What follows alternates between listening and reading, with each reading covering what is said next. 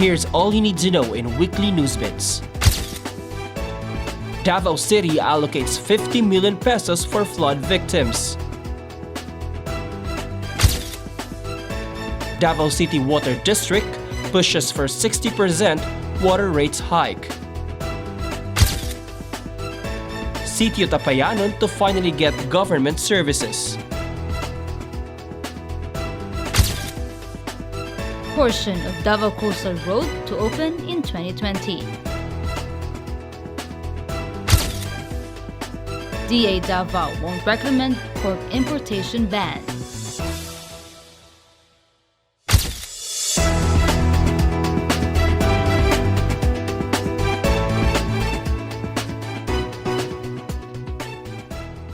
Time to know the top stories of the week. I am Ace Perez. And I am Jenny Arado. Welcome to Sunstar Davao's Weekly Newsbits.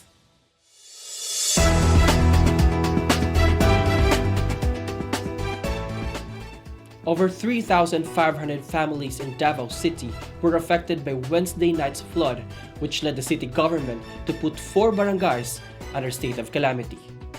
Ralph Yemit reports. Norma Omblero was alone outside her house near their balcony in Phase 3 NHA Bangkal of Davao City, looking at their wet things scattered around the entrance. After their area was flooded on Wednesday evening, triggered by the heavy downpour. She was sitting alone in their house while waiting for her relative coming from Tagum to help her clean the house. Norma is just one of the nearly 18,000 people affected by Wednesday night's flood. The Davao City government has allocated 50 million to 4 highly affected barangays of the city after they were declared under state of calamity. These are Barangay Los Amigos and Tugbok proper of Tugbok District, Barangay Talomo of Talomo District, and Barangay Wangan of Kalinan District. The funds will be used for relief operations, reconstruction, rehabilitation, and other basic services in the affected areas. City Social Services and Development Office Assistant Department Head Marilyn Agonia said the assistance will be distributed to the affected families soonest once the master list will be finalized. Initial assessment pa lang to ang naano. But then, continuing pa gihapon ang ang pagkuha o final gift na mga litas. Kaya daghan pa actually ang dapat nato na mabansin. City Disaster and Risk Reduction Management Office Operations Officer Rodrigo Bustillo said the barangays were already informed of a possible flooding around 3 p.m. on Wednesday, but most of the residents did not evacuate as they were already used to the rising water levels. But then, going to your question, ang mga tao kasi Diyos ko ikinig mga hazard zone. Ang ilang mga rason niya, anak namin yan. Yeah, based on the data, worldwide, in the Philippines alone, daghan ang nagamatay tungod kay istorya anak namin yan. Ibigat tulong na Yolanda, the same thing. Huwag sila mahawa kay anak na sila. So, that the same kind of thinking diya sa itong mga tao sa itong mga. Kaya nga, we want them to learn as a lesson learned para sa mga tao. Catalunan Pequeño, Ulas, Bangkal, and Matina Aplaya also experienced flood last Wednesday. Ralph Yemet, Weekly Newsbits. The Davao City Water District pushes for 60% water rate hike on top of the current minimum rate of 137.30 pesos for the first 10 cubic meters monthly. For the details, here's Laika Casamayor.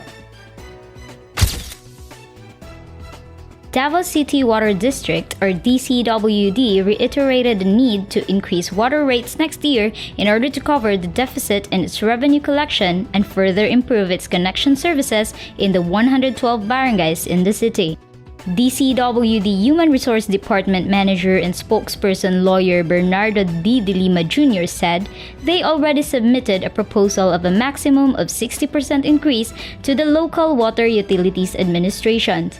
This is on top of the current minimum rate of 137.30 pesos for the first 10 cubic meters of monthly consumption, or around 82 pesos to 83 pesos additional to the minimum rate. De Lima said 12% of the 221,000 service connections in the city are consuming an average of less than 10 cubic meters or 10,000 liters a day. ang amo pong implementation scheme will not be assuming that the 60% will be approved. We will not be implementing it fully in the same year. We will be implementing it in tranches. Like on the first year of implementation, it will be 30%. On the next year, it will be 20. And then the next year after that, it will be 10. That makes the 60%. Or 30% on the first year of implementation, and the next 30 will be 10 for the next 3 years. In 2020, DCWD already projected a cash deficit of 1.3 billion pesos if water rates hike remains unimplemented. DCWD does not get subsidy from the national or local government as it generates their own money. He said the projected revenue in 2020 is 2.7 billion pesos, while the projected expenses will reach 4 billion pesos from the 2.3 billion pesos operating expenses and 1.7 billion pesos capital outlay for improvements of service connections. Meanwhile, Councilor Danilo Dayanghirang aired his frustration to DCWD on Tuesday, August 27, during their council session for failing to take action on the inconveniences his constituents suffer due to poor water service. He proposed to recall the DCWD franchise by the Congress or by the National Water Resources Board. In response, De Lima said they are currently addressing issues on the water quality in Indangan area. He added that they understand the sentiments of Dayanghirang but emphasized that it is not enough reason to question their services as the incident was only a small portion compared to their water service coverage. Like a Casimir, Weekly Newsbits. Government services are finally coming to a newly discovered remote and isolated tribal village called Sitio Tapayanon in Davao del Norte. For the details, here's Ralph Yemet. A remote and isolated sitio that the military accidentally discovered in Mindanao while chasing communist rebels last February will finally benefit from government services beginning this year. National Anti-Poverty Commission Mindanao Operations Manager Augusto Tapia said they have proposed to conduct a service caravan in Sitio Tapayanon on September 30. He said the caravan will give the residents an opportunity to avail of the government services, including medical and education.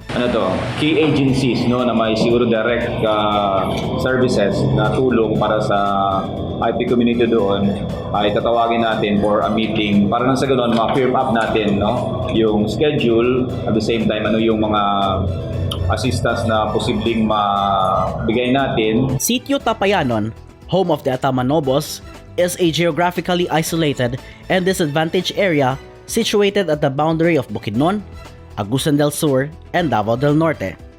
It was discovered by the 16th Infantry Battalion in February this year during a manhunt operation against members of the New People's Army. Sitio Tapayanon is currently adopted as part of Davao del Norte. According to the military, the area used to be a territory of the NPA. Some of the issues and concerns that need immediate actions in the area are civil registration, malnutrition, water system, and basic education.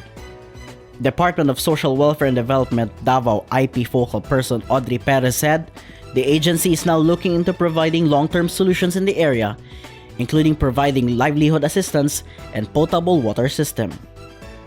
Perez also said that the Department of Education Davao pledged to establish the Tapayanon Elementary School next year. Ralph Yemet, Weekly Newsbits. The Davao City Coastal Bypass Road is scheduled to open in 2020 to address traffic concerns in the southern parts of the city. Julia Trevita reports.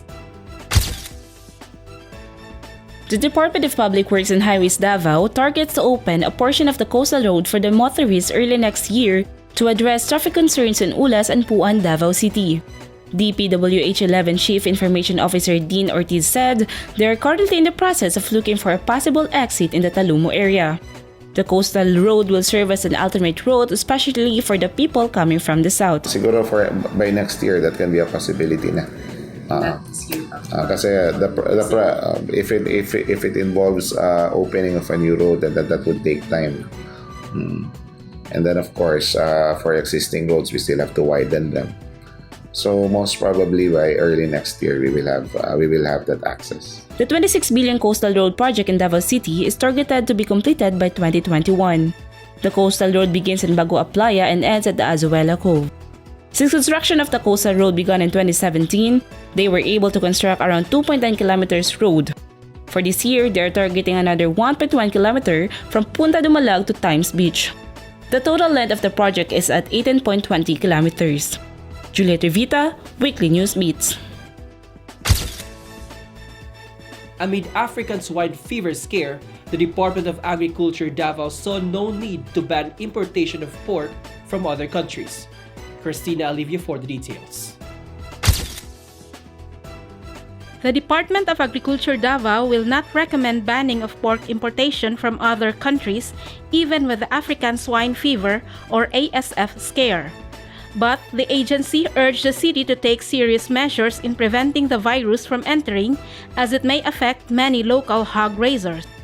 DA-Davao Disease Monitoring and Surveillance Unit Chief Army Kapuyan said the country, particularly Davao City, is free from ASF, an epidemic virus that has the capacity to destroy the country's 260 billion livestock industry. But she said the city still has the authority to recommend importation ban depending on the situation. Among Kapuyan's recommendations are formation of ASF Prevention Task Force, search for alternative swine feedings, disinfection of slaughterhouses, and strengthened quarantine checkpoints in all transport areas in the city. Yun yung para pinopromote natin sa mga LGUs natin to sa kanila mismo is magkaroon sila ng contingency plans or preventive measures for them to strengthen and also prevention and also a response doon sa mga anumang diseases na dumating sa kanilang LGUs. Currently, the Food and Drug Administration or FDA issued a temporary ban on the importation, distribution, and sale of all processed pork products coming from China, Hungary, Latvia, Poland, Romania, Russia, Ukraine, Vietnam, Zambia, South Africa, Czech Republic, Bulgaria, Cambodia, Mongolia, Moldova, and Belgium. Christina Alivio, Weekly Newsbits.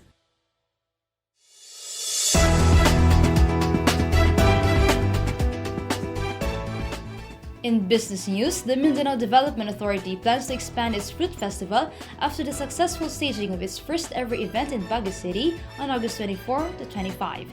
Laika Casamayor has the details. More Mindanao Fruit Festival is expected as the Mindanao Development Authority plans to expand in other areas following its successful Baguio event. Among the areas eyed are Manila, Cebu, Iloilo, Pangasinan, Nueva Ecija, Bicol, and Cagayan Valley. In order to assess the volume and logistics, the agency will be assessing and evaluating the financing, logistical, and infrastructure requirements of Mindanao fruit growers producing durian, mangosteen, rambutan, pineapple, lakatan banana, passion fruit, sweet water or aromatic coconut, and guyabano. Minda Public Relations Head Adrian Tamayo said they're calling for more fruit suppliers to increase the volume to be traded. Meanwhile, the agency also met with airline companies serving Davao Manila, Davao Clark, Davao Cebu, and Davao Iloilo routes for cargo allocation and special price for shipment of Mindanao fruit. Around 15 metric tons of fruits were air transported to Baguio City last time using two Philippine Air Force planes C-130 and C-295. The first Minda Fruit Festival on August 24 to 25 generated 1 million pesos in sales and had a food traffic of 200,000. Laika Casamayor, Weekly Newsbeats.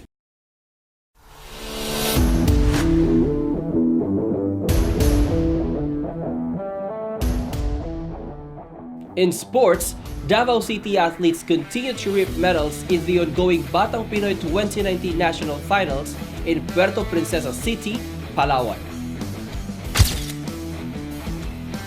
Davao City is ranked 4th as of 6 p.m. Thursday, August 29 in the National Championships Games, which started last Sunday, August 25. The city has currently 16 gold, 12 silver, and 16 bronze medals. Some of the sports events where Davaoenyo athletes reap gold medals are in swimming, Muay Thai, athletics, karate do, dance sports, arnis, and rugby football. Baguio City is currently leading the games with 21 gold medals, followed by Cebu City and Quezon City. Batang Pinoy is a grassroots sports program of the Philippine Sports Commission. Let's take another look at this week's top stories. Davao City allocates 50 million pesos for flood victims. Davao City Water District pushes for 60% water rates hike. Sitio Tapayanon to finally get government services. Portion of Davao Coastal Road to open in 2020. DA-Davao won't recommend pork importation ban. To check more stories, visit our website www.sunstar.com.ph/Davao. Subscribe on our YouTube channel and follow us on our social media accounts on Facebook, Instagram, and Twitter. And you can also grab a copy of Sunstar Davao at Davao Central convenience stores and at your nearest news outlets. That's all you need to know for this week. Have a great weekend.